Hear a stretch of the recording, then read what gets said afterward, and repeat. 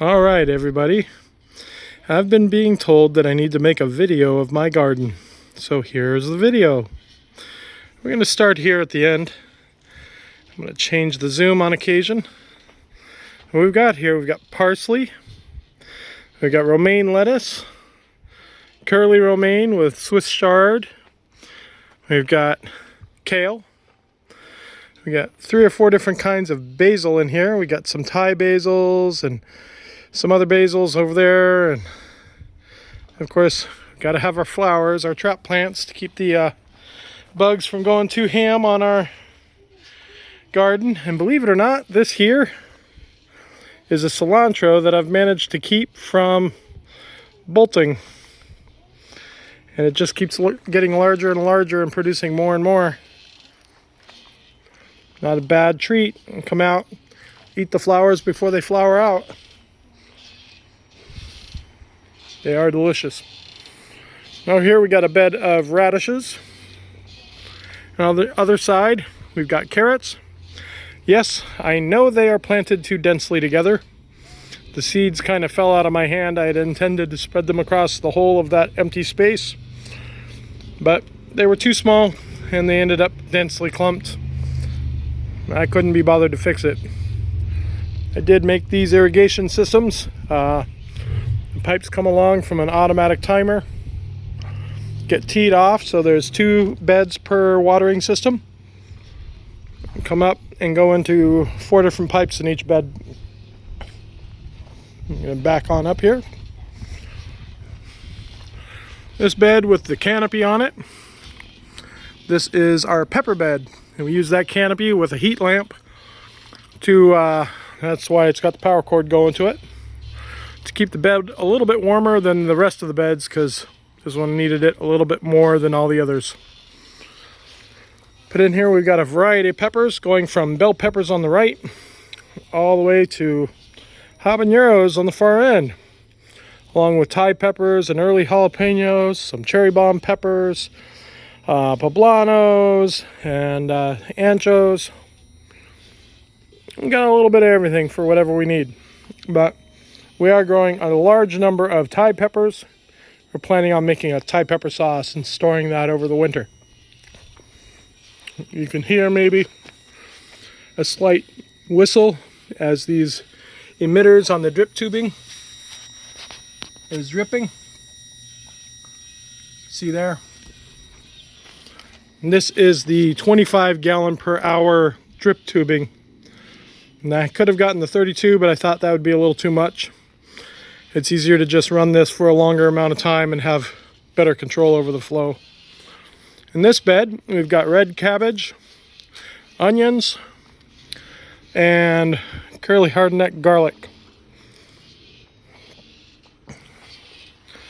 And then over here, we got a couple of roses that we plan to eventually put in planters, as evidenced by the terracotta planter. I'm going to put a bench here and some other stuff, just kind of make a nicer living space. We've got blueberry bushes in these long beds. In companion with the blueberry bushes, we have some other berries. So we got these little ones here. These are lingonberries. So we got 3 of them. 2 of them are doing kind of poorly, but the other ones are doing great. And then we have some potatoes planted in here. These are your typical store-bought red potatoes that we didn't get to eaten, and we just planted them, and now they're growing. We're making more fresh potatoes for us. This next bed also has blueberries in it. We decided to plant some corn. So we've got some fast-growing, super sweet corn in the back. And we got yet another potato. I planted 6 potatoes in this bed, but it looks like only 1 decided to produce.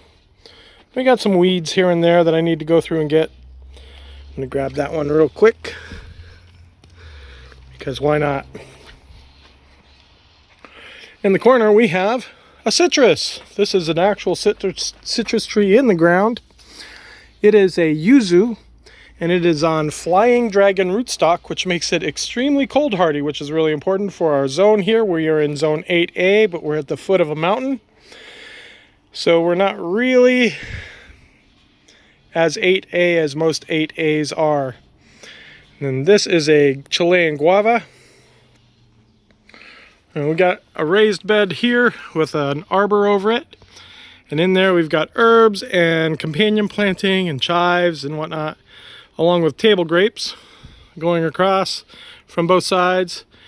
Then we got the same setup. We got more blueberries in the middle bed and more potatoes in the front, but those potatoes are a special purple fleshed potato. They're supposed to be a little higher nutrient density than the normal.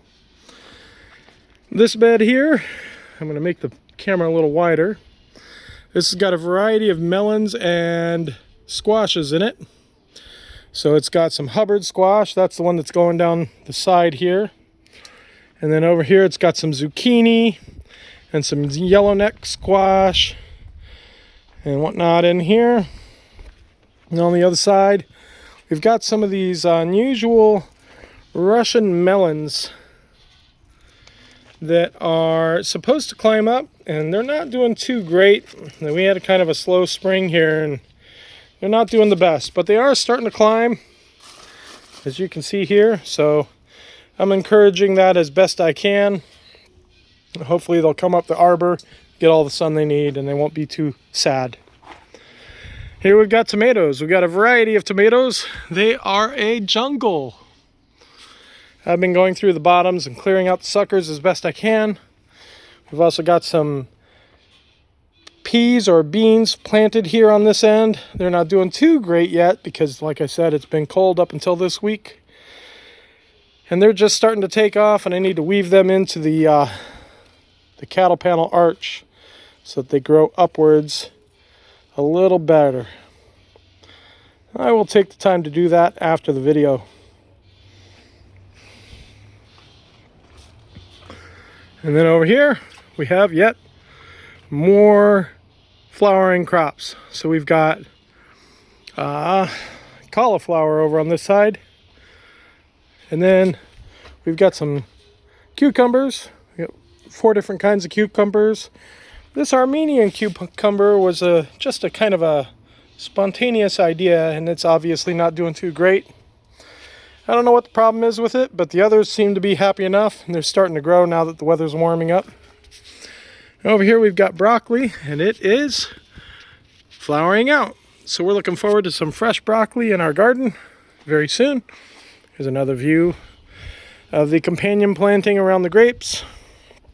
Well, we've got thyme and oregano and some more various types of things, some more chives and some hyssop and whatnot. And we've got some more guavas and some more sage and a lavender. This lavender has a white flower and a pink flower, and we thought it was pretty. We just picked it up on a whim. We got another citrus. We got a champagne currant. And this bed here is full of peas and beans, but mostly peas. And we've got a variety of them. As you can see, they're setting in pretty quick and they're large. And these ones coming up are all beans. They're pole beans, and they should be fine.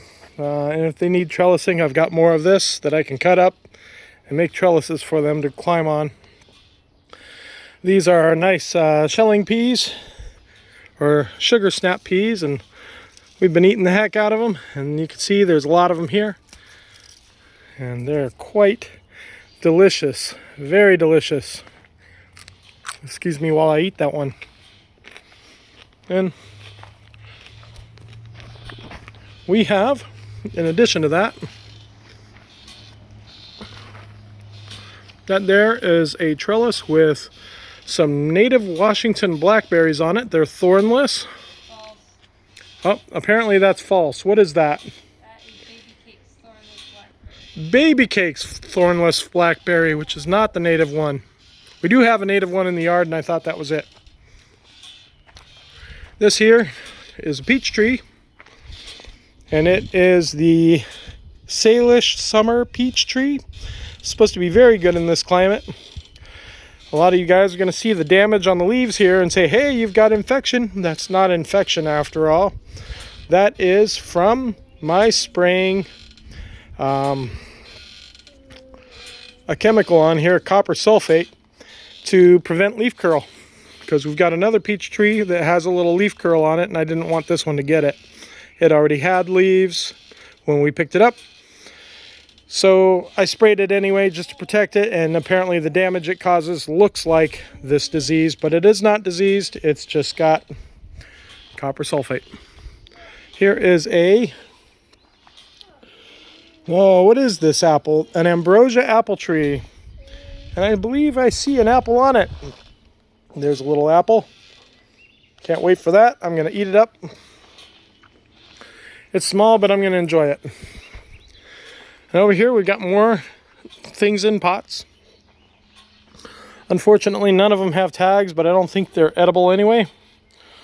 Except for this, which is a mulberry. We got mulberry here and here. This bed here has raspberries in it. These are 4 different raspberries. The ones on the left here are just little shoots that came out, like this one coming out from the bottom of the bed. We dug it out, we planted it over there, tried to give it a chance. But as you can see, it's not too happy. We'll give it a go. We're getting plenty of other shoots, so we're not shorting on any of those. This tree here is one of those fruit cocktail trees. It's got frost peach. It's got Puget Gold apricot. It's got hardy red nectarine and 2 different kinds of plum. Italian plum and Shiro plum, and I love plum, so I'm looking forward to that. Here we've got some walking onion, and these produce a different type of head than most onions. These ones don't produce flower seeds. They produce little tiny onions, and those onions fall off, and in this case these ones fell into the bed, and when they get too heavy they fall over. As you see, these ones are bent and broken over and they fall over, and the heads produce more onions. They are little tiny onions. And we've got 4 of these different kinds. These are those honeyberries you've been seeing advertised, and they are delicious. They are a little bit sweet and a little bit tangy. Now these arbors, I built these myself in a weekend. They are not great, they're not even level, but they're functional. So basically 3 4x4s and some brackets to hold them together. They're cemented into the ground, and then I put cables through with adjustable turnbuckles so I can tighten them and loosen them and move them if I need to. And this is a plum tree, or a pear tree rather. It's got 3 different kinds of pears, and when the fence guys were in putting in this fence, they broke off the bottom branch. Sad, but there's still one side of it. We're happy enough. We got yet another citrus tree. These are all on dwarf stock, so they're not going to get too big. They're on Flying Dragon dwarf stock. This one's a Sudachi Yuzu hybrid. And in these little nursery buckets that we have to find homes for yet, we've got huckleberries. All along the side here, all these nursery buckets have huckleberries. This one here is a Cosmic Crisp apple tree, and it's got some apples on it. It needs some water. We'll get that this evening. These are pomegranates. So we got 3 pomegranates here. This one came in the mail. All 3 of these actually came in the mail. This one and this one came together. But this one, as you can see, was nearly dead. And we thought it was dead, and we just threw it in the pot to see if it would grow in the spring, and it did. This one here was the one they sent as a replacement. This was from Fast Growing Trees. This is our combination cherry tree. And while this one did not get knocked off by the fencers, it was dead, this graft. Unfortunate, but it happens. We've got black gold cherries on the bottom, Rainier cherries on the middle espalier branch, and then we got Bing cherries, my favorite, on the top branch. Pardon me. We got another fig tree here. We got 3 fig trees in total. So we got this one, and then we got this tree here, which is a Honeycrisp apple tree. It does not have apples on it, and I'm fine with that because it's a pretty young tree. Here is our second fig. All three of the figs are a different kind. Pardon me. This is our apple tree. And this one has Cosmic Crisp, Honey Crisp, and Sunrise Magic. So these are all great varieties of apples. And as we go through the gate, the front yard isn't really done yet. But what we do have is we got this fennel. It's great, smells great, attracts the pollinators, and it's tasty. You can just grab it as a snack or add it into foods. There is our third fig, standing tall in the middle of the yard. That is a Desert King fig. And then we have more lavender across the front with some bumblebees going nuts on it. Strawberries here and there. We get some strawberries planted in here. Plenty of weeds. Don't worry, we're not too worried about it because as you can see across the street, we've got jungle and weeds. It's kind of a never-ending battle. In here amongst all the thistles, we've got rosemary planted all around the edge of the yard. So we are never in a shortage for rosemary. We've got more than we can ever use. And thistles. And lots of flowers. And then as I come across over here to the other side of the house,